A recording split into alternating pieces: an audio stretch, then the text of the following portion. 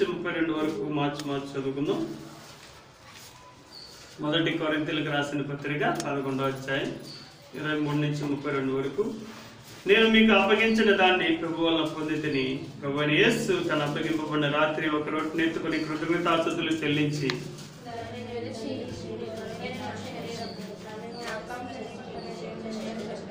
ఆ ప్రకారమే భోజనమైన పిమ్మట ఆయన పాత్రను ఎత్తుకుని, ఈ పాత్ర నా రక్తం వలన కొత్త నిబంధన, మీరు దీనిలోని త్రాగినప్పుడల్లా నన్ను జ్ఞాపకం చేసుకుంటే దీన్ని చేయడని చెప్పాను.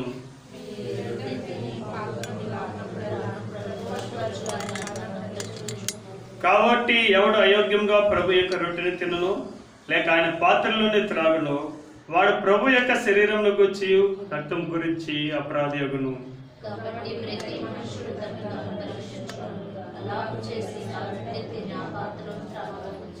ప్రభువు శరీరం అని వివేకింపక త్రిని త్రాగువాడు తనకు శిక్షావేది కలుగుటకై త్రిని త్రాగుచున్నాడు.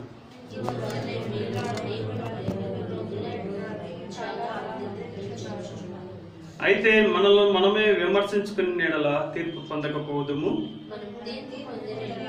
లోకంతో పాటు మనకు శిక్షావేది కలగకున్నట్లు ప్రభు చేత శిక్షించు. ఇక్కడ అపోస్తలుడైన పౌలు కొరింథీ సంఘానికి ఆ దినాల్లో ఉన్న పరిస్థితుల్లో ఈ మాట చెప్తూ ఉన్నాడు. అయితే మనకు కూడా ఈ మాట ఎట్లాంటిదంటే హెచ్చరిక. ఎందుకంటే ప్రతి మనుషుడు వలలో చేవేసేటప్పుడు తను తాను పరీక్షించుకున్నాడు.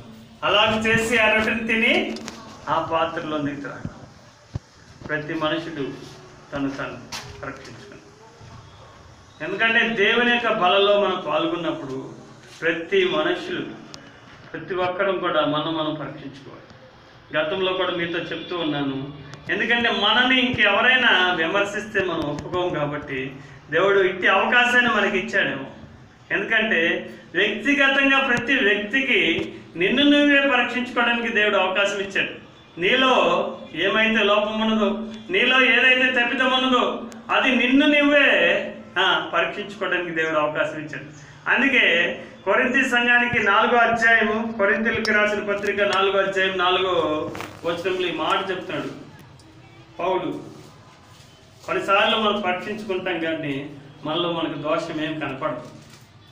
అయితే ఆ మాట అపోస్తలుడైన పౌలు చెప్తాడు 4వ అధ్యాయం 4వ వచనం. అందరం కలిసి చదువుకుందాం. నా యందు నాకు ఏ దోషము కానరాదు, ఆయనను ఇందువల్ల నీతిమంతుడిగా ఎంచబడను, నన్ను విమర్శించేవాడు ప్రభువే. కాబట్టి మనం పరీక్షించుకున్నప్పుడు కొన్నిసార్లు మనకి ఏ దోషము కనపడదు. అందుకని అపోస్తలుడైన పౌలు కూడా అంటున్నాడు, నా యందు నాకు ఏ దోషమును కానరాదు, ఆయనను ఇందువల్ల నేను నీతిమంతుడిగా ఎంచబడను, నన్ను విమర్శించేవాడు ప్రభువే. కాబట్టి నిన్ను నన్ను విమర్శించేవాడు ప్రభువే అన్నట్లు మనం పరీక్షించుకోవాలి. ఎలా పరీక్షించుకోవాలంటే నిన్ను నన్ను విమర్శించేవాడు ప్రభువే. ఎందుకంటే కొన్నిసార్లు వ్యక్తిగతంగా మనం పరీక్షించుకుంటాం కానీ మన యందు మనకి దోషం ఏం కనపడదు. కానీ నన్ను విమర్శించేవాడు ప్రభువే అన్నట్లు మనం పరీక్షించుకుంటే మాత్రం అప్పుడు మనకు దోషాలు ఉంటాయి. మనలో మన దోషాలు మనకు కనపడితే అప్పుడు దేవుని దగ్గర మనం క్షమాపణ పెడితే దేవుడు ఎలాంటి వాడంటే క్షమించడానికి సిద్ధమైన మనసు. అపోస్తలుడైన పౌలు తను ఎల్లప్పుడూ కూడా దేవుని ఎదుట, మనుషుల ఎదుట, తన యొక్క మనస్సాక్షి ఎదుట నిర్దోషిగా ఉండటానికి అభ్యాసం చేస్తున్నాను అంటాడు. మనం కూడా ఎల్లప్పుడూ అలాంటి దేవుని దగ్గర, మనుషుల దగ్గర, మన యొక్క మనస్సాక్షి దగ్గర నిర్దోషులుగా ఉండటానికి అభ్యాసం చేయాలి. ఆ మాట కూడా చదువుదాం. చూడండి, అపోస్తలుల కార్యములు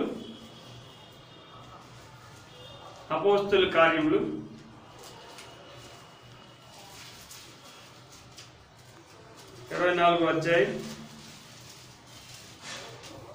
అపోస్తలుల కార్యములు 24వ అధ్యాయం 16వ వచనం.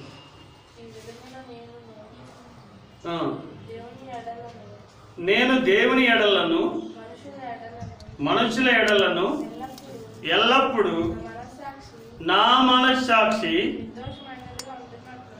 నిర్దోషమైనదిగా ఉండినట్లు అభ్యాసము చేసుకొనుచున్నాను. అపోస్తలుడైన పౌలు అంతటి వాడు ఏం చెప్తున్నాడంటే, నేను దేవుని ఎడల, మనుషుల ఎడల, నా యొక్క మనస్సాక్షి ఎడల నేను ఎలాంటి వాడు ఉండాలంటే నిర్దోషిగా ఉండినట్లు నేను ఎల్లప్పుడూ అభ్యాసం చేస్తున్నాను. ఎప్పుడు కూడా మారు మనసు పొందగానే భక్సింగ్ గారు చెప్పేవాళ్ళంట, ఎవరు కూడా దేవదూతలు అయిపోరయ్యా, ఎవరు కూడా మనం రక్షణ పొందగానే మనం ఎలాంటి వారిగా మారిపోమంటే దేవతలం అయిపోవు. మానవ శరీరంలో ఉన్నాం కాబట్టి కొన్నిసార్లు మనం ఏం చేస్తామంటే దేవునికి దూరస్తులుగా ఉంటాం, తప్పు చేస్తాం. ఒక్కోసారి చిన్న తప్పవచ్చు, పెద్ద తప్పవచ్చు, నోటితో ద్వారా రావచ్చు, లేకపోతే కంటి ద్వారా రావచ్చు, ఇంకొక ద్వారా అవచ్చు. అయినప్పటికీ మనం ఎల్లప్పుడూ కూడా దేవుని దగ్గర ఎలాంటి వారికి ఉండాలంటే నిర్దోషులుగా ఉండాలి.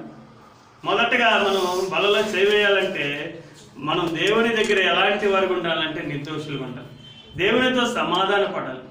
మొదట దేవుని దగ్గర మనము ఎక్కడ ఏ విషయంలో అవిధేయులుగా ఉన్నామో, ఏ విషయంలో మనం తప్పిపోయామో, ఏ విషయంలో జారిపోయామో దేవుని దగ్గర క్షమాపణ అడిగి బలలో చేయాలి. రెండోదిగా మనుషులందరితో కూడా మనం ఏం చేయాలంటే సమాధానం కలిగి ఉండాలి. మనం బలలో వేసేటప్పుడు మొదటగా దేవునితో సమాధానం కలిగి ఉండాలి. రెండోది మనుషులందరితో కూడా సమాధానం కలిగి ఉండాలి. మూడోదిగా మన యొక్క మనస్సాక్షితో కూడా మనం సమాధానం కలిగి ఆ యొక్క బలలో వేస్తే ఆ యొక్క బల్ల ఎలాంటిది అంటే అది యొక్క ఆశీర్వాద బలంగా ఉంటుంది. కొన్నిసార్లు మనం ఏం చేయలేమంటే ఇలా మనల్ని మనమే విమర్శించుకోలేము. అయితే మన యొక్క మనస్సాక్షి మనల్ని గద్దిస్తుంది. కొన్నిసార్లు వ్యక్తిగతంగా మన మనస్సాక్షి నువ్వు అలాంటి తప్పిదం చేస్తున్నావు, ఇలాంటి తప్పిదం చేస్తున్నావు, అందుకనే మనం మనస్సాక్షితో కూడా మనం సమాధాన పడాలి. 3 విషయాల్లో మనం సమాధాన పడి మనం బలలో చేయాలి.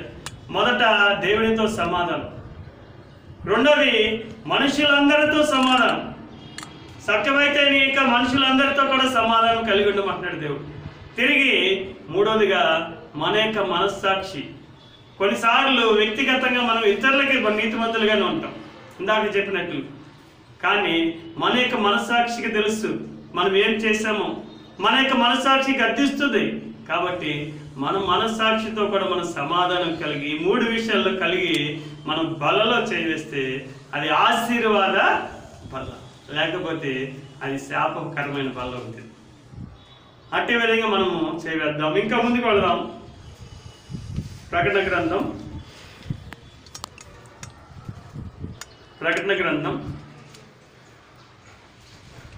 2వ అధ్యాయం 10వ వచనం అందరూ కలిసి చదువుకుందాం.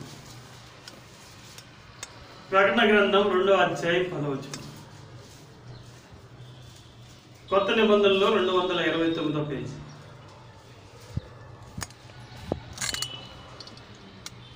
ఇదిగో మీరు శోధింపబడినట్లు అపవాది మీలో కొందరిని చెరలో వేయబడుచున్నాడు. 10 దినములు మీకు శ్రమ కలుగును, మరణం వరకు నమ్మకంగా ఉండము, నేను నీకు జీవ కిరీటం ఇచ్చాను. దేవుడి మాట చెప్తున్నాడు. దేవుని సహాయార్థం దేవుని వైపు చూద్దాం. తర్వాత ఇంకా మాటలు కూడా ధ్యానం చేద్దాం. సమాధానకర్త గొప్ప దేవాన్ని కొందనాలు. రిక్తుడిగా ఎంతగానో తగ్గించుకుని ఈ లోకానికి వచ్చిన దేవుడు కూడా నవ్వుతండి. అందరూ బట్టి నీ కొందనాలు తండ్రి. మా కొరకు ప్రభా నీ మహిమనంతనే కూడా ప్రభా మీరు కోల్పోయి అవుతండి. అందరూ బట్టి నీ కొందనాలు తండ్రి. మీరు మా జీవితంలో జరిగించిన ప్రభా ఉపకారాలకై మేలుని కొరకై నిన్ను స్తుతించేవారుగా, నిన్ను మహిమపరిచేవారుగా మేము ఉండాలని ప్రభా మీరు అట్టి విధంగా నీ మహిమని కోల్పోయి అవుతండి. అందరూ బట్టి నిన్ను స్తుతిస్తున్నాం, మిమ్మల్ని కనపరుస్తున్నాం తండ్రి. తిరిగి ప్రభా బలలో చేస్తుండగా ప్రభా యోగ్యమైన రీతిలో ఏ విధంగా ప్రభా బలలో పాల్గొనాలో కూడా మీరు మాతో మాట్లాడుతూ ఉన్నావు తండ్రి. అందరూ బట్టి నీ కొందనాలు. మా కొరకు ప్రభా నీ లేఖన భాగాలను మీరే విరిచి వడ్డించండి. నిలబడుతున్న నీ దాసుని కూడా ప్రభా మీ యొక్క ఆత్మ సహాయంతో ప్రభా మీరు నిలబెట్టమని ప్రార్థన చేస్తున్నాం తండ్రి. అటు విధంగా మీ నడిపింపుతో ప్రభా మీరు నడిపించండి. అటు విధంగా మీ యొక్క దాసుని ప్రభా తండ్రి మీరే అభిషేకించమని ప్రభా తన నోటికి ప్రభా మీరు బోరగా ఉండమని ప్రభా యేసుక్రీస్తునామమున పేట ప్రార్థన చేస్తున్నాం తండ్రి. ఆమేన్. దేవుడు స్వర్ణ సంఘానికి చెప్తూ ఉన్నాడు. ఈ సంఘము ఇది ఎలాంటిదంటే అభివృద్ధి కలిగిన ఆ పట్టణం పేరే ఎలాంటిదంటే సముద్ర తీరంలో ఉన్నది. ఈ సముద్ర తీరంలో ఉన్నది. దాని ద్వారా అనేకులు ఆ దినాల్లో రాకపోకలు జరిగే ఓడ ప్రాంతము. ఆ తర్వాత ఈ సంఘము ఉన్న ప్రాంతంలో అక్కడ అనేకమైన బిల్డింగ్లు కట్టారు, అనేకమైన అభివృద్ధి కార్యాలు జరిగినాయి. దాని ద్వారా ఇది ఎలాంటిదిగా ఉందంటే ఆసియాలోనే మహిమ కలిగిందిగా కీర్తించబడింది. ఆ దినాల్లో రోమా ప్రభుత్వం ఈ సంఘంలో, ఈ ప్రాంతంలో పరిపాలనిచ్చినట్లు మనం చూడవచ్చు. ఆ రోమా ప్రజలు, ఆ యొక్క రోమా ప్రభుత్వం ఎలాంటిదంటే సీజర్ అనే వ్యక్తిని ఆ యొక్క దేవుడిగా పూజించారు. సీజర్ అనే వ్యక్తిని దేవుడిగా పూజించారు. అయితే ఎవరైతే యేసుక్రీస్తు ప్రభువారిని పూజిస్తున్నారో, ఎవరైతే యేసుక్రీస్తు ప్రభువారిని తెలుసుకున్నారో అప్పుడు వారందరినీ కూడా హింసించేవారు. అనేకమైన శ్రమల ద్వారా వెళ్ళిన సంఘం ఈ సంఘం. అందుకనే ఈ మాట చెప్తున్నాడు దేవుడు.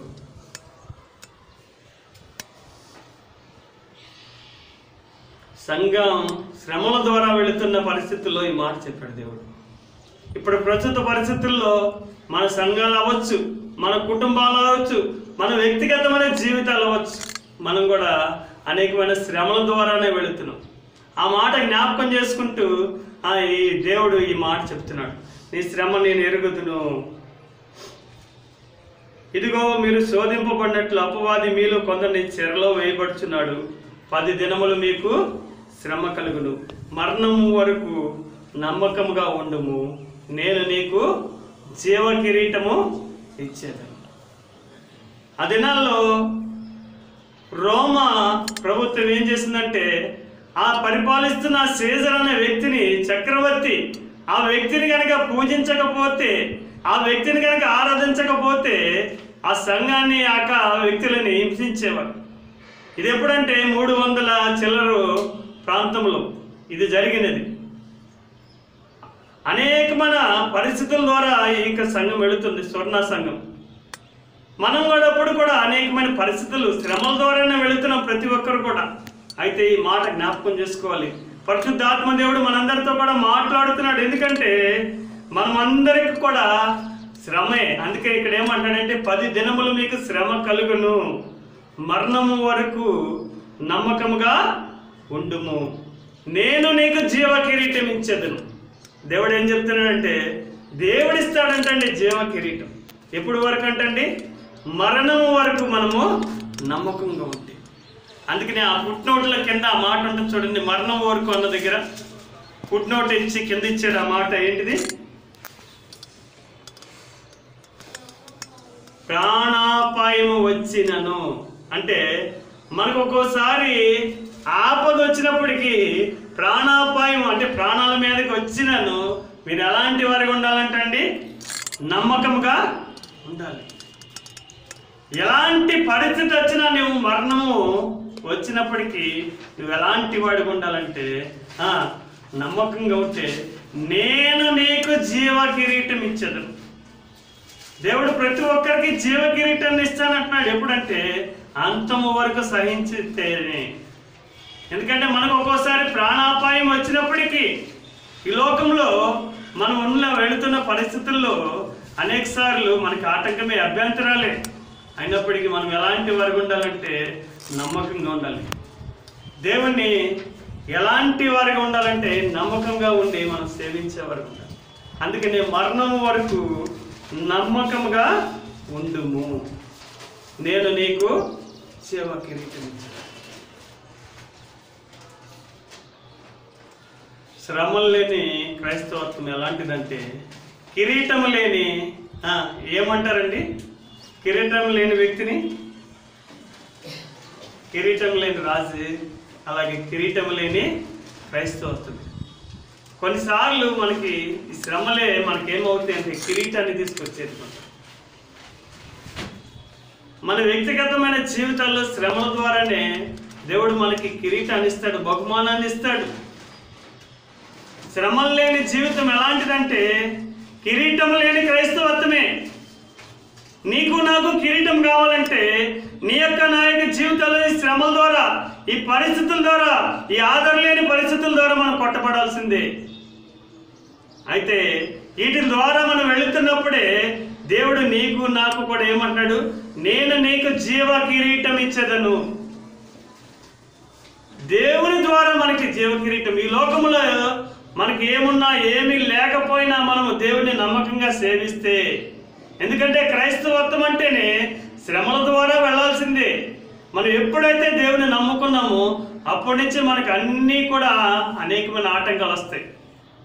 ఒకప్పుడు మనం ఎలాంటి వారిగా జీవించినప్పటికీ తర్వాత మనం ఇక్కడ దేవుళ్ళలోకి వచ్చేటప్పటికి మనందరికీ కూడా అనేకమైన ఆటంకాలు వస్తాయి. అందుకనే తిమోతిలకు రాసిన పత్రికలు ఆ మాట చెప్తున్నాడు కదండి, అదంతా మనకి బాగా తెలుసు. ఏ మాట అండి అది? క్రీస్తు కొరకు సద్భక్తితో బ్రతకను ఉద్దేశించిన వారు హింస పొందుతారు. ఆ మాట చదవండి తిమోతిలకు రాసిన పత్రికలు.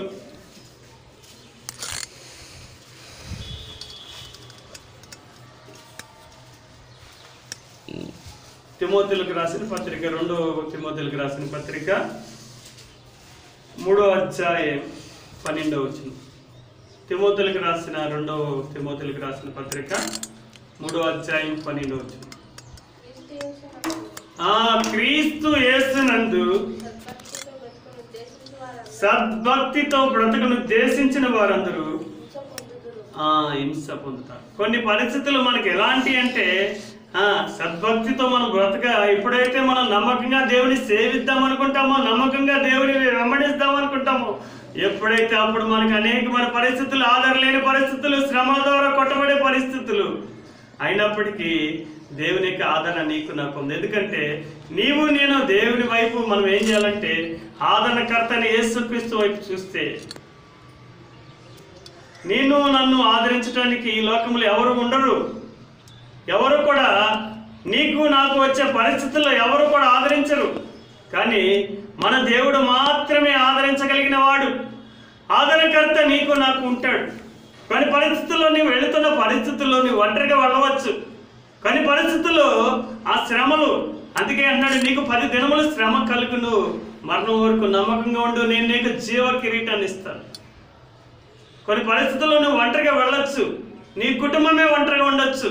అయినప్పటికీ మనం నమ్మకంగా ఉంటే దేవుని దగ్గర, ఇక్కడ ఈ లోకంలో మనకి ఏం లేకపోయినా అక్కడ దేవుని దగ్గర నుంచి మనం బహుమానాన్ని పొందుకుంటాం.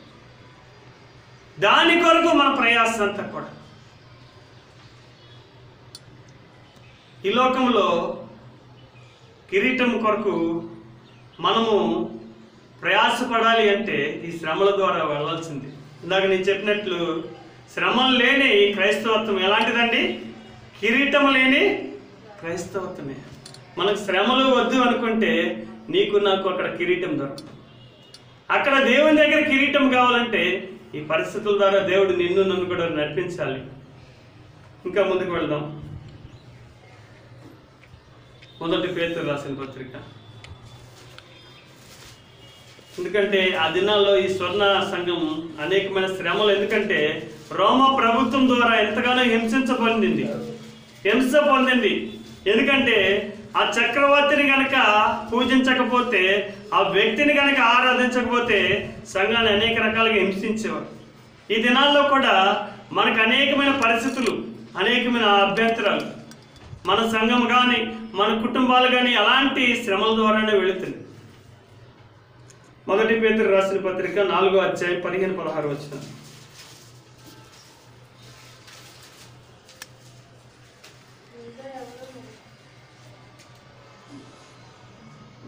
గట్టిగా చదవాలి.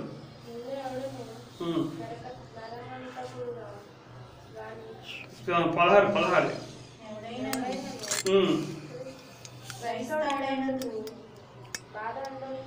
ఎవడైనను క్రైస్తవుడైనందుకు బాధ అనుభవించిన ఎడల అతడు సిగ్గుపడక ఆ పేరును బట్టి దేవుని మహిమపరచవలెను. కాబట్టి మనం క్రైస్తవుడైనందుకు కొన్నిసార్లు మనం శ్రమ పొందామనుకోండి, దాని ద్వారా సిగ్గుపడకూడదు. ఆ పేరును బట్టే దేవుని మహిమపరచాలంట.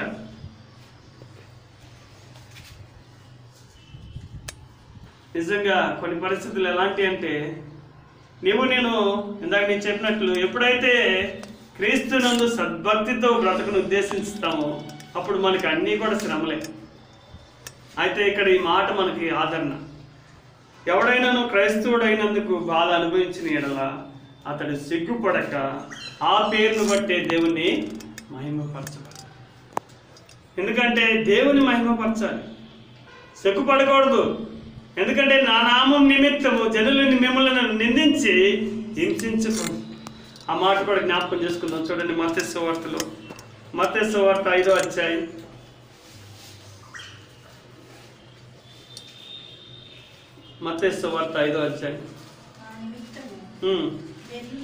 11-12 వచనాలు. 5వ అధ్యాయం 11-12 వచనాలు. నా నిమిత్తము జనులు మిమ్మల్ని నిందించి హింసించి మీ మీద అబద్ధముగా చెడ్డ మాటలెల్లా పలుకున్నప్పుడు మీరు ధన్యులు. కొన్నిసార్లు మనం దేవుని కొరకు నిలబడినప్పటికీ, దేవుని వైపు మనం నమ్మకత్వంగా చూసినప్పటికీ కొన్నిసార్లు మనం నిందలు, అవమానాలు, పరిస్థితుల ద్వారా వెళ్లాల్సి వస్తుంది. అయితే ఈ మాట మనం జ్ఞాపకం చేసుకోవాలి. నా నిమిత్తం జనులు మిమ్మల్ని నిందించి హింసించి మీ మీద అబద్ధముగా చెడ్డ మాటలెల్లా పలుకున్నప్పుడు మీరు ధన్యులు. మనం ఎలాంటి వారం అంటండి? ధన్యులమే. కొన్నిసార్లు మన మీద లేనిపోయిన పుట్టిస్తారు అక్కడ అవతల. మన మీద ఎలాంటి వారికి ఉంటారంటే అనేకమైన మాటలు మాట్లాడతారు, చెడ్డ మాటలు మాట్లాడతారు, మన గురించి దోషం మాటలు మాట్లాడతారు. అయ్యో నేనేం చేయలేదు కదా, నా వల్ల ఏమైంది వీరికి అనుకున్నప్పటికీ మనం ఈ మాట జ్ఞాపకం చేసుకోవాలి. ఎందుకంటే దేవుని యొక్క వాక్యాలే మనకి ఆదరణ. మనకి ఎక్కడ ఆదరణ లేదు, కానీ దేవుని యొక్క వాక్యంలోనికి, దేవుని వైపు వచ్చినప్పుడు మాత్రమే మనకి ఆదరణ. ఈ లోకంలో దేవుని వైపు చూసినప్పుడు మాత్రమే మనకు ఆదరణ. లేకపోతే మన శ్రమల్లో మనం కృంగిపోయేవారిగా ఉంటాం, శ్రమల్లో మనం నిరాశ చెందేవారిగా ఉంటాం. అయితే సామెతల గ్రంథం 24:10 ఉంది కదా, ఆ మాట చదవండి. సామెతల గ్రంథం 24:10. శ్రమ దినమున నీవు కృంగినేడలా నీవు చేత కానివాడు. కొన్నిసార్లు మనము ఆ శ్రమల్లో మనం కృంగిపోయేవారికి ఉంటాం. 24:10.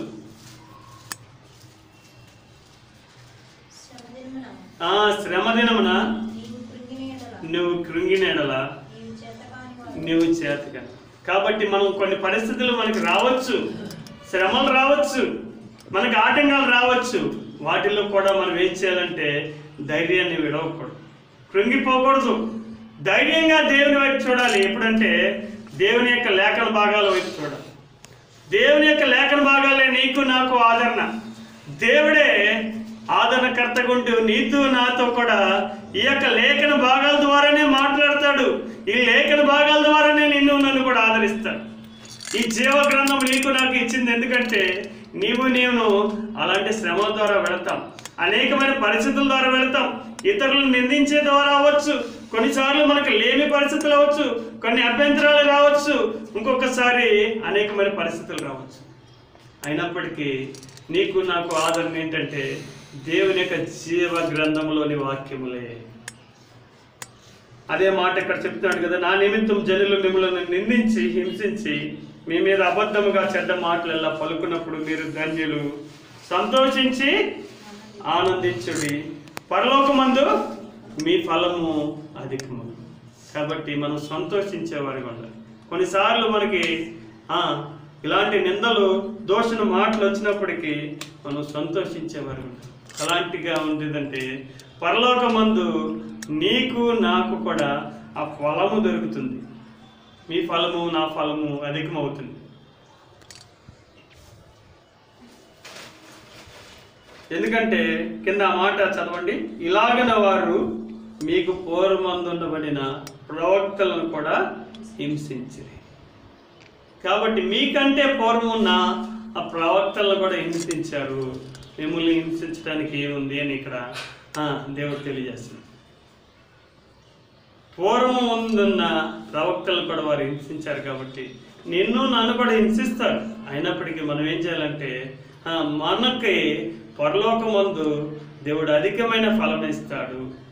మనం దేవుని నిమిత్తం కొన్నిసార్లు నిందపడవచ్చు, కొన్నిసార్లు అవమానం పొందవచ్చు, కొన్నిసార్లు శ్రమ ద్వారా వెళ్ళచ్చు.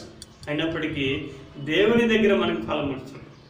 ఈ లోకంలో మనకి ఫలము కాదు, కానీ మన ఫలమంతా కూడా క్రైస్తవులకి ఎక్కడంటే ఆ యొక్క పరలోక రాజ్యం, దేవుని దగ్గర. దాని కొరకే మన ప్రయాస అంతా కూడా. అపోస్తలుడైన పౌలు కూడా నేను జీవ కిరీటం కొరకు పరిగెత్తుతాను అంటున్నాడు.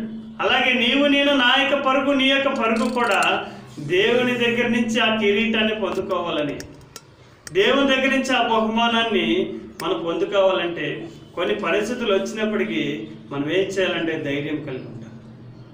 కొన్ని ఆటంకాలు వచ్చినా, కొన్ని శ్రమలు వచ్చినా, కొన్ని నిందలు వచ్చినా, కొన్ని అవమానాలు వచ్చినా మనం దేవుని కొరకు నమ్మకంగా మరణం వరకు ఉండమంటున్నాడు. దేవుడు ఏమంటున్నాడంటే స్వర్ణ సంఘానికి, నమ్మకముగా మరణము వరకు ఉండము, అప్పుడు నేను నీకు జీవ కిరీటాన్ని ఇచ్చేదను.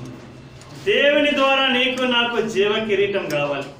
అయితే మనం ఎప్పుడు వరకు అంటే మరణము వరకు నమ్మకంగా దేవుని కొరకు ఉండాలి. ఇంకా ముందుకు వెళదాం. అందుకనే కీర్తనకారుడు ఈ మాట చెప్తున్నాడు చూడండి. 119:71 మనందరికీ బాగా తెలుసు.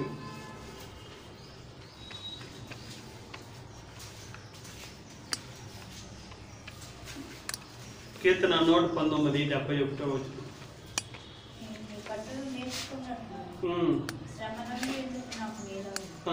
శ్రమ నొంది ఉండుట నాకు మేలాయను అంటాడు. ఇక్కడ కీర్తనకారుడు ఏం చెప్తాడండి? నీ కట్టడలను నేను నేర్చుకున్నట్లు శ్రమ నొంది ఉండుట నాకు మేలాయను. ఎందుకంటే దావీదు అనేకమైన శ్రమలు, పోరాటాలు, ఆ పరిస్థితుల ద్వారా వెళ్ళాడు. దావీదు ఎలాంటి పరిస్థితులు అంటే సొంత కుమారుడు ద్వారా కూడా తిరుగుబాటు, అబ్షాలోము ద్వారా కూడా తిరుగుబాటు, అనేకమైన పరిస్థితులు. దావీదు ఎప్పుడు కూడా పరిగెత్తుతూ ఉన్నాడు, ఆ గృహంలో దాక్కుంటూ ఉన్నాడు. ఆ సౌలు చేత తరం పట్టాడు, రాజు అభిషేకం చేయించబడినాడు. కానీ కొన్ని సంవత్సరాలు ఆ రాజుగా చేయకుండానే సౌలు చేత తరం పడ్డాడు. అయితే ఆ శ్రమల్లో దావీదు ఏం చేశాడంటే దేవుని వైపు చూశాడు, దేవుని యొక్క లేఖన భాగాల వైపు చూశాడు. అందుకని నీ కట్టడలను నేను నేర్చుకున్నట్లు శ్రమ నొంది ఉండట నాకు మేలాయను. శ్రమల్లో మనం ఏం చేయాలంటే దేవుని యొక్క లేఖన భాగాలను నేర్చుకోవాలి, దేవుని యొక్క లేఖన భాగాలు చదవాలి. ఇందాక కూడా నేను అదే చెప్పాను. కొన్నిసార్లు ఈ శ్రమ ద్వారా మనం ఇంకా ఎక్కువగా దేవుని వాక్యాన్ని చదువుతాం. అందుకే దావీదు ఆ మాట చెప్తాడు, నీ కట్టడలను నేను నేర్చుకున్నట్లు శ్రమ నొంది ఉండుట నాకు మేలాయను. దావీదు అనేకమైన పోరాటాలు, అనేకమైన శ్రమలు, ఎప్పుడు కూడా పరిగెత్తుతూ ఉండేవాడు, ఎక్కడ కూడా నెమ్మది లేదు. ఆ గృహంలో దాక్కునేవాడు, ఒంటరిగా ఉండేవాడు. కానీ తను ఎప్పుడు కూడా దేవుని వైపే పరిగెత్తేవాడు, దేవుని కొరకే పరిగెత్తేవాడు. దేవుని ఎప్పుడు కూడా దావీదు వదిలిపెట్టి, దినమునకు 7 మార్లు నేను స్తుతించెదను అని దావీదు ఇదే కీర్తన గ్రంథంలో మనం చూడొచ్చు 119వ అధ్యాయం. ఎందుకంటే దినానికి 7 మార్లు దేవుణ్ణి స్తుతించేవాడిగా ఉన్నాడు. దావీదు ఎప్పుడు కూడా 3 ఉదయ, మధ్యాహ్న, సాయంత్రకాల సమయంలో కూడా ప్రార్థన చేసేవాడు. దావీదుకి అనేకమైన శ్రమలే. ఇలా చూసుకుంటే మన బైబిల్ గ్రంథంలో అనేకమైన వ్యక్తులు, శ్రమలు లేకపోతే అంట మనం దేవుని త్వరగా మర్చిపోతామంట. కానీ శ్రమలు ఉంటే నీవు నేను ఏం చేస్తామంటే దేవుని యొక్క పాదాలు పట్టుకుంటాం, మోకాళ్ళు వంగుతాయి. నిన్న దినంలో కూడా చెప్పా, ఎప్పుడైతే మనకి శ్రమ వస్తుందో, ఎప్పుడైతే కష్టం వస్తుందో, ఎప్పుడైతే బాధ వస్తుందో, ఎప్పుడైతే మనము ఆ పరిస్థితుల ద్వారా, ఆదరణ లేని పరిస్థితుల ద్వారా వెళతామో అప్పుడు ఎక్కువగా దేవుని యొక్క వాక్యాన్ని ధ్యానిస్తాం. అప్పుడు ఎక్కువగా దేవుని పాదాలు పట్టుకుంటాం, మోకరిస్తాం. అప్పుడు దాకా మోకరించిన వారు కూడా ఏం చేస్తారంటే మోకాళ్ళ అనుభవంలోనికి వస్తారు.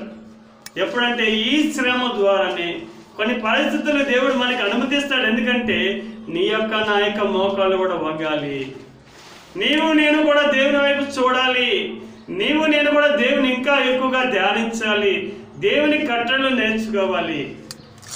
దీని ద్వారా మనం ఇంకా పరిపూర్ణతలోకి వెళ్ళాలి, దేవుని యొక్క పరిపూర్ణత మనం పొందాలి. దేవుడు కోరుకునేది ఏంటంటే ఆయనే ఆ పరిపూర్ణుడు కాబట్టి నీవు నేను కూడా పరిపూర్ణులుగా వెళ్ళాలని. శ్రమల ద్వారానే దేవుడు ఏం చేస్తాడంటే నిన్ను నన్ను కూడా పరిపూర్ణులుగా చేస్తాడు. ఈ శ్రమలు లేకపోతే మనం పరిపూర్ణతలోకి వెళ్ళలేం. ఈ శ్రమల ద్వారానే మనకి ఏమవుతుందంటే పరిపూర్ణతలోనికి వెళ్తాం. ఇంకా ముందుకు వెళ్దాం.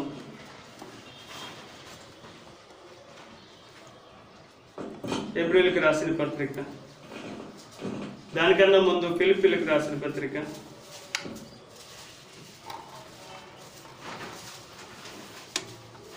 ఎక్కువగా దేవుని సేవించేవారుగా అపోస్తలుడైన పౌలు ఏమంటాడంటే చూడండి, ఫిలిప్పీలకు రాసిన పత్రిక 3వ అధ్యాయం, ఫిలిప్పీలకు రాసిన పత్రిక 3వ అధ్యాయం 7వ వచనం. అయినను ఏవేవి నాకు లాభకరములై ఉండినో వాటిని క్రీస్తు నిమిత్తము నష్టముగా ఎంచుకుంటుంది. ఎంత చక్కటి మాట అండి. తనకి ఏమైతే లాభకరము అయ్యిందియో వాటన్నిటిని కూడా క్రీస్తు నిమిత్తము నష్టంగా ఎంచుకున్నాడు. నీవు నేను కూడా ఒకప్పుడు దేవుని వెంబడించడానికి నిర్ణయించుకున్నప్పుడు నీవు నేను కూడా అదే మాట అనుకున్నాం. ఎందుకంటే నాకు ఈ లోకంలో ఏం అవసరం లేదు, నాకు దేవుడుంటే చాలు, నాకు ఈ లోకంలో ధనము ధాన్యము ఏదే అవసరం లేదు, నాకేం కావాలండి, నా దేవుడుంటే చాలు. అదే మాట మనం అంతం వరకు ఉన్నాం. ఎందుకంటే అంతం వరకు సహించిన వాడే రక్షించబడతాడు. ఎందుకంటే ఏవేవి లాభకరమో వాటన్నిటిని కూడా అపోస్తలుడైన పౌలు ఏం చేశాడండి, నష్టముగా ఎంచుకున్నాడు. ఈ లోకంలో నీవు నేను కూడా అట్టి తీర్మానంతో ఆయన వెంబడించిన వారు ఉంటుంది. ఒకప్పుడు మనకి కూడా ఈ లోకంలో ఉన్న వారిలాగానే ఉన్నాం, కానీ మనం ఎలాంటి వారిగా మారామంటే ఈ యొక్క అపోస్తలుడైన పౌలు వ్యక్తిగతం లాగానే మనం కూడా మారాం. ఎందుకంటే దేవుడు నిన్ను నన్ను కూడా దర్శించాడు, సంధించాడు. కాబట్టి ఏవేవి లాభకరమో వాటన్నిటిని కూడా క్రీస్తు నిమిత్తం నష్టంగా ఎంచుకున్నాం. దాని ద్వారా మనం అనేకమైన పరిస్థితులు వెళ్ళచ్చు. వస్త్రాలు ఏమవచ్చు, ఆహారాలు ఏమవచ్చు, గృహాలు ఏమవచ్చు, ఇంకేమైనా ఏమవచ్చు. అయినప్పటికీ దేవుడు ఏమంటున్నాడంటే, నీ శ్రమ నేను ఎరుగుదును, నీ దరిద్రతను నేను ఎరుగుదును, నీ యొక్క పరిస్థితి అంతా కూడా నాకు తెలుసు అంటాడు దేవుడు. నీ వస్త్రాలు ఏమవచ్చు, నీ యొక్క ఇంటిలో లేని పరిస్థితి అవ్వచ్చు, అయినప్పటికీ ఇదంతా కూడా నాకు తెలుసు. నీ శ్రమ నేను ఎరుగుదును, నీ దరిద్రతను నేను ఎరుగుదును అంటాడు. స్వర్ణ సంఘంతో దేవుడు ఇదే మాట మాట్లాడుతున్నాడు. ఈ యొక్క మధ్యాహ్న కాల సమయంలో మనతో కూడా మాట్లాడుతున్నాడు. దేవుని నిమిత్తం నువ్వు అన్నీ కోల్పోవచ్చు, దేవుని నిమిత్తం సమస్తాన్ని వదులుకోవచ్చు. అయినప్పటికీ అపోస్తలుడైన పౌలు కూడా అదే మాట చెప్పాడు, నేను ఏమేమి లాభకరమో వాటన్నింటినీ కూడా క్రీస్తు నిమిత్తం నష్టం ఎంచుకున్నాను. అయినప్పటికీ నువ్వు ఆ పరిస్థితుల్లో లేని పరిస్థితుల్లో దేవుడు నీ దరిద్రతను దేవుడు ఎరుగుతాడు, నీ శ్రమను దేవుడు గుర్తించుకుంటాడు. ఆ మాట జ్ఞాపకం చేసుకుని ధైర్యం తెచ్చుకుంది. ఇంకా ముందుకు వెళ్దాం. ఏప్రిల్కి రాసిన పత్రిక, ఏప్రిల్కి రాసిన పత్రిక 11వ అధ్యాయం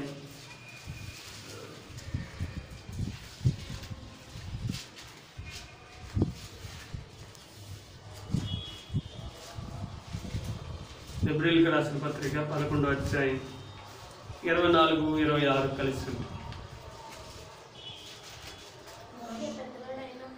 మోషే పెద్దవాడైనప్పుడు విశ్వాసమును బట్టి ఐగుప్తు ధనము కంటే క్రీస్తు విషయమైన నింద గొప్ప భాగ్యమని ఎంచుకుని అల్పకాలము పాపభోగం అనుభవించట కంటే దేవుని ప్రజలతో ఆ శ్రమ అనుభవించటం మేలని ఎంచి ఫరో కుమార్తె యొక్క కుమారుడని అనిపించుటకు ఒప్పుకొనలేదు. ఏలయనగా అతడు ప్రతిఫలముగా కలగబోవు బహుమానమందు దృష్టించాడు. ఎందుకంటే క్రీస్తు నిమిత్తం శ్రమ పొందటానికి కూడా ఇష్టపడ్డాడు.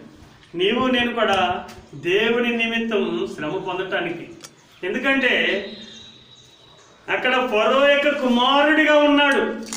ఫరో యొక్క కుమారుడు అంటే ఇక ఏమీ కూడా కొదవలేదు. అయినప్పటికీ దేవుని ప్రజలతో శ్రమ అనుభవించుట, నింద అనుభవించడానికి కూడా మేలని వచ్చాడు. ఎంతగా మోషే తగ్గించుకుని వచ్చాడు. నీవు నేను కూడా కొన్నిసార్లు దేవుని వెంబడించేవారిగా ఆ పరిస్థితుల్లో వెళుతూ ఉంటాం.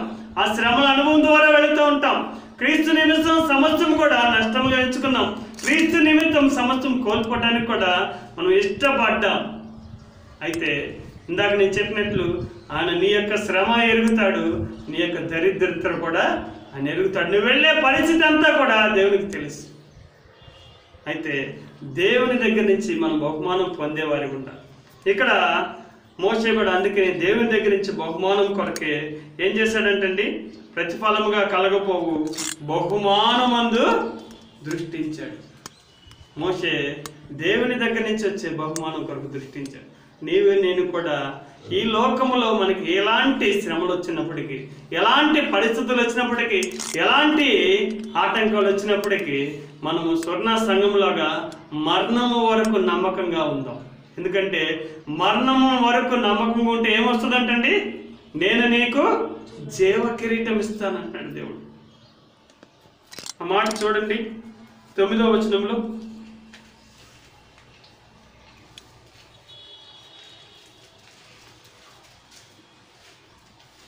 ప్రకటన రాసిన 2వ అధ్యాయం 9వ వచనం. ప్రకటన 2వ అధ్యాయం 9వ వచనం. నీ శ్రమను నీ దరిద్రతను నేను ఎరుగుదును, అయినను నీవు ధనవంతుడివే, తాము యూదులమని చెప్పుకొనుచు యూదులు కాక సాతాను సమాజపు వారి వలన నీకు కలుగు దోషణ నేను ఎరుగుదును, నీవు పొందబోవు శ్రమలకు భయపడకుము, మరణం వరకు నమ్మకంగా ఉండు, నేను నీకు జీవ కిరీటము ఇచ్చాను. కాబట్టి దేవుడు ఏమంటున్నాడంటే నీ శ్రమ ఎరుగుతాను, నీ దరిద్రతను కూడా నేను ఎరుగుతున్నాను, కాబట్టి నీవు పొందబోవు శ్రమలకు భయపడకము.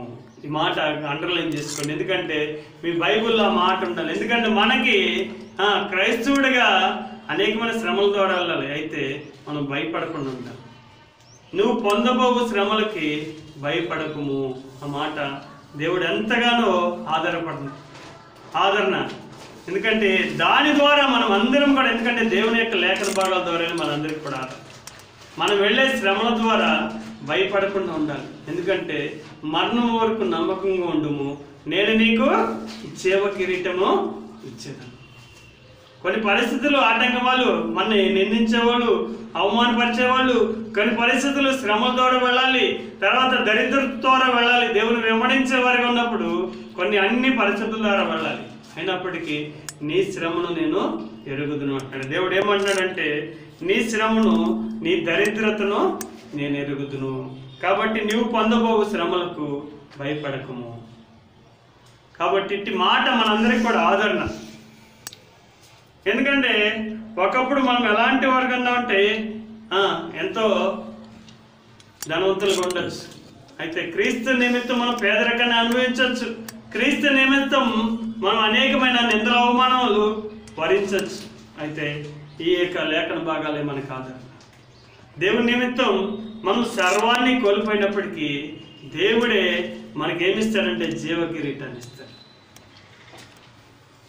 మనందరికీ తెలుసు, లోక సువార్తలో ఎవరున్నారండి 18వ అధ్యాయంలో?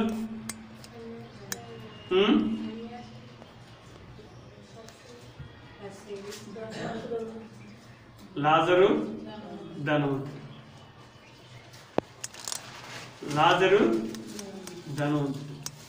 పేద లాజరు ఏం చేశాడండి?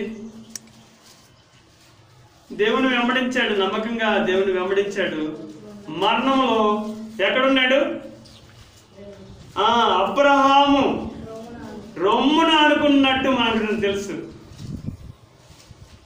అయితే ఈ లోకములో క్రీస్తుని వెంబడించేవారిగా నేను పేదవాడిగా ఉండొచ్చు, కానీ ఆ ఎత్తబడేటప్పుడు ఆ యొక్క పరలోక రాజ్యములో నిన్ను నన్ను కూడా దేవుడు కనపరుస్తాడు. కొన్ని శ్రమల ద్వారా ఇక్కడ నువ్వు వెళ్ళొచ్చు, అయినప్పటికీ దేవుడు నిన్ను నన్ను కూడా పేద లాజర్ని కనపరిచినట్లు, పేద లాజర్ని జ్ఞాపకం చేసుకున్నట్లు నిన్ను నన్ను కూడా జ్ఞాపకం చేసుకుంటాడు. నీకు నాకు కూడా బహుమానం ఉంది. ఎక్కడ ఉందండి? దేవుని దగ్గర ఉంది. దేవుడు నీకు నాకు కూడా బహుమానం ఇస్తాడు. ఈ లోకంలో ఇలాంటి పరిస్థితులు వెళ్ళినప్పటికీ, దరిద్రతలోకి వెళ్ళినప్పటికీ ఆ దరిద్రత కూడా నాకు తెలుసు అంటున్నాడు. నువ్వు శ్రమ ద్వారా వెళ్ళినప్పటికీ అది కూడా నాకు తెలుసు అంటున్నాడు దేవుడు. కాబట్టి ఇట్టి మాట ద్వారా మనం ఏం చేస్తామంటే శ్రమల్లో కృంగిపోకుండా ప్రభువుని వెంబడించి ఆయన సమీపస్తులుగా మనం వెళ్ళేవారికి ఉన్నాం. ఎందుకంటే ఇంకా ఎక్కువగా ఆయన వెంబడించే వారికి ఉన్నాం. స్వర్ణ సంఘానికి దేవుడు ఇదే మాట చెప్తాడు, మరణం వరకు నమ్మకంగా ఉండము, నేను నీకు జీవ కిరీటాన్ని ఇస్తాను. ఎందుకంటే మనం మరణం వరకు, ఎత్తబడేట వరకు దేవునికి నమ్మకంగా జీవిస్తాం. కొన్ని పరిస్థితులు, అభ్యంతరాలు, ఆటంకాలు, శ్రమలు, తర్వాత లేని పరిస్థితి, అనేకమైన పరిస్థితులు రావచ్చు. అయినప్పటికీ మనం మరణం వరకు నమ్మకంగా ఉందాం. ఎందుకంటే దేవుని ద్వారా మనం బహుమానాన్ని పొందుకుందాం. మనం ఇంకా ముందుకు వెళ్దాం. ఎలా వెళ్ళాలంటే అపోస్తలుడైన పౌలు ఏం చేశాడండి? ఆ యొక్క పరుగు పందెంలో ఏప్రిల్కి రాసిన పత్రిక 12వ అధ్యాయం 2వ వచనం మనందరికీ తెలుసు. విశ్వాసానికి కర్తయు దాన్ని కొనసాగించువాడైన యేసు వైపు చూచుచు నా ఎదుట ఉంచబడిన పందెపు రంగములో ఓపికతో నేను పరిగెత్తుదును అంటాడు. అపోస్తలుడైన పౌలు ఏమన్నాడంటే విశ్వాసానికి కర్త, దాన్ని కొనసాగించేవాడైనా యేసు వైపు. చూడండి ఆ మాట చదవండి. 12వ అధ్యాయము ఏప్రిల్కి రాసిన పత్రిక 12వ అధ్యాయం 2వ వచనంలో ఆ మాట ఉంటుంది.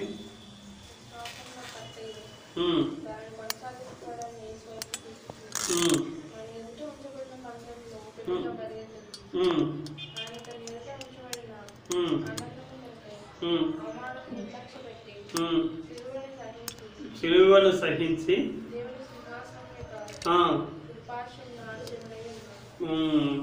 కాబట్టి శ్రమల ద్వారా దేవుడు ఏం చేస్తున్నాడంటే నిన్ను నన్ను కూడా నడిపించి ఆయనతో పాటు సింహాసనం మీద కూర్చోబెట్టడానికి ఇవన్నీ కూడా మనకి ఏంటంటే ఈ పరిస్థితులు వీటన్నిటి ద్వారా నడిపించి దేవుడు నిన్ను నన్ను కూడా ఏం చేస్తాడంటే ఆయనతో పాటు సింహాసనం మీద కూర్చోబెట్టాడు. అందుకే ధైర్యం తెచ్చుకుందాం. విశ్వాసానికి కర్త, దాన్ని కొనసాగించువాడని యేసు వైపు చూచుచు మన ఎదుట ఉంచబడిన పందెపు రంగములో ఓపికతో పరిగెత్తుతాం. కొన్ని పరిస్థితులు మనకి అభ్యంతరాలు, ఆటంకాలు, నిందలు, అవమానాలు, శ్రమలు, అనేకమైన దరిద్రత అన్నీ రావచ్చు. అయినప్పటికీ మనం ఎవరి వైపు చూద్దామంటే విశ్వాసానికి కర్త, దాన్ని కొనసాగించేవాడైనా యేసు వైపు చూస్తూ మన ఎదుట ఉంచబడిన పందెపు రంగంలో మనం పరిగెత్తుతాం. మన యాత్రా జీవితంలో మన పరుగు పందెమే ఇదంతా కూడా. అయినప్పటికీ నమ్మకంగా మనం పరిగెత్తితే దేవుని ద్వారా నీకు నాకు కూడా దేవుడు జీవ కిరీటాన్ని ఇస్తాడు. అందుకని అపోస్తలుడైన పౌలు అంటున్నాడు, ఏమన్నాడండి చివరిలో? ఏ మాట చెప్పాడు?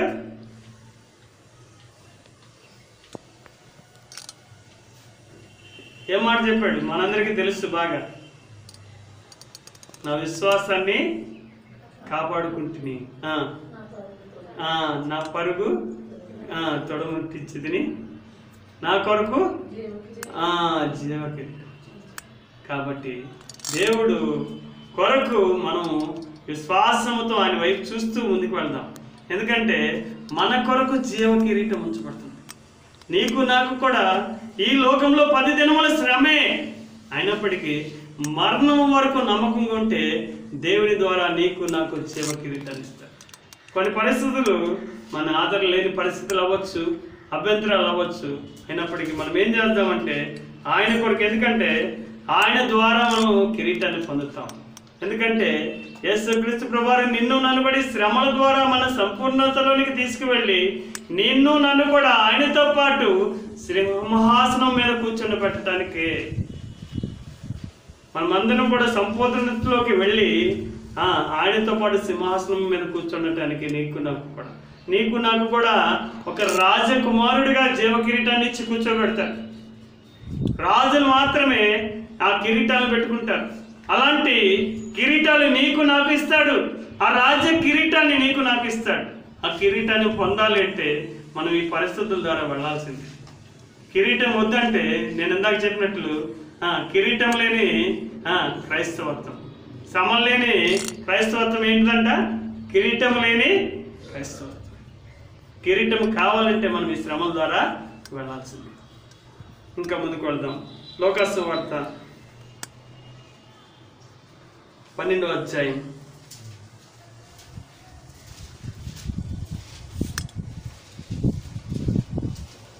లోకాసు వార్త 12వ అధ్యాయం 7వ వచనం. ఈ మాట మనందరికీ బాగా ఆదరణ. మీ తల వెంట్రుకలన్నీ లెక్కింపబడి ఉన్నవి, భయపడుకుడి, మీరు అనేకమైన పిచ్చుకల కంటే శ్రేష్ఠులు కారా. మన తల వెంట్రుకలు మనకి ఎన్ని ఉన్నాయో మనకు తెలియదు. కొన్నిసార్లు ఏమవుతుందంటే రాలిపోతాయి. కానీ దేవుడు ఇవన్నిటిని కూడా లెక్కించాడంట. మీ తల వెంట్రుకలు అన్నీ కూడా లెక్కింపబడి ఉన్నాయి, మీరు అనేకమైన పిచ్చుకల కంటే శ్రేష్ఠులు కారా. పిచ్చికి ఎంత ఉంటుందండి? చాలా చిన్నది. దానికంటే దేవుడు నిన్ను నన్ను కూడా ఎంతో శ్రేష్ఠులుగా ఉంచున్నాడు. ఎందుకంటే మనం అందుకనే భయం పడవద్దు. కొన్ని పరిస్థితులు ఈ శ్రమల ద్వారా వెళ్ళొచ్చు, ఈ ఆదరణ లేని పరిస్థితులు అవ్వచ్చు, ఈ నిందల ద్వారా వెళ్ళొచ్చు. అయితే దేవుడు నీకు నాకు కూడా బహుమానాన్ని ఇస్తాడు. ఎందుకంటే మన పౌరస్థితి ఎక్కడ ఉందండి? పరలోకమందు ఉంది. ఈ లోకం అంతా కూడా 4 దినముల నటనే. ఈ 4 దినములు మనం ఏం చేద్దామంటే మరణం వరకు నమ్మకంగా దేవుని సేవిద్దాం. ఎక్కడ కూడా మనము దేవుని వెంబడించే విషయంలో కానీ, దేవుని దగ్గర నుంచి ఆ కిరీటాన్ని పొందే విషయంలో కూడా. అందుకని ఇక్కడ ఆ మాట జ్ఞాపకం చేస్తున్నాడు.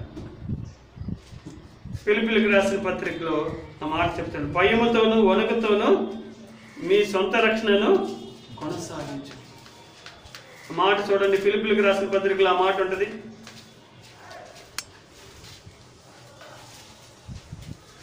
2వ అధ్యాయము, ఫిలిప్పీయులకు రాసిన పత్రిక 2వ అధ్యాయము 2:12. 2:12లో చివరి ఉంటుంది. భయముతోనూ వణుకుతోనూ మీ సొంత రక్షణను కొనసాగించు. ఎందుకంటే దేవుడు మనకిచ్చిన ఈ రక్షణను చివరి వరకు కొనసాగిద్దాం. ఎలా అంటే దేవుని భయముతోనూ, ఇక్కడ ఏమంటాడు పౌలు? భయముతోనూ వణుకుతోనూ మీ సొంత రక్షణను కొనసాగించు. ఎందుకంటే అంతము వరకు సహించిన వాడే రక్షించబడతాడు. మనందరికీ లేఖన భాగాలు ఎంతగానో తెలుసు. అంతము వరకు సహించిన వాడే రక్షించబడతాడు. అంతము వరకు అంటే మరణము వరకు సహిద్దాం. మరణం వరకు సహిస్తే నీకు నాకు ఈ రక్షణ ద్వారా దేవుడు ఏమిస్తాడంటే ఆ బహుమానాన్ని ఇస్తాడు. అట్టి విధంగా మన రక్షణను మనము కాపాడుకుందాం. ఎందుకంటే మన రక్షణను కొనసాగిద్దాం. ఎందుకంటే ఎన్నో అభ్యంతరాలు, అనేకమైన ఆటంకాలు రావచ్చు. అయితే భయముతోనూ వణుకుతోనూ మన రక్షణను మనము కొనసాగిద్దాం. దేవుడి కొద్ది మాటలు దీవించు.